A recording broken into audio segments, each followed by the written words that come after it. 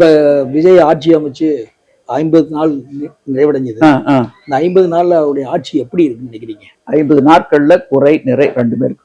சரி, நீங்க எதா இருந்தாலும் அதுதான் குணம் நாடி குற்றமும் நாடி அவற்றுள் மிக நாடி மிக வளர்.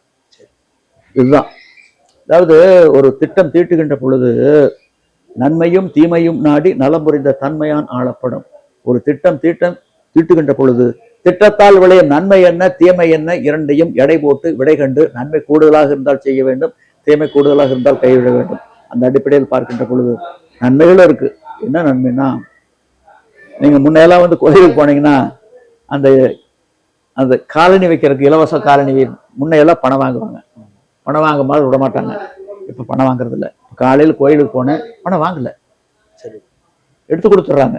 அதே மாதிரி முன்னையெல்லாம் இந்த பதிவு இருக்கிற பத்திரப்பதிவு அலுவலகத்துல பண்ணுன ஊழல் அட்டகாசம் கொஞ்சம் நஞ்சம் முறைகேடு ஒழுங்கு. இப்ப பத்திரப்பதிவு பயந்து வாங்குறது இல்லை, சுமூத்தா போயிட்டு இருக்கு. இது தொடரணுங்கிறோம்.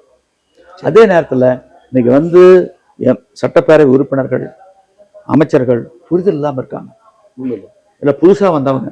அதனால இப்ப அந்த கட்சியில போய் சேர்றாங்கல்ல, பிற கட்சியில இருந்து போய் அங்க சேர்றாங்கல்லுங்க, அவங்க எல்லாம் ஆழகால விஷம்.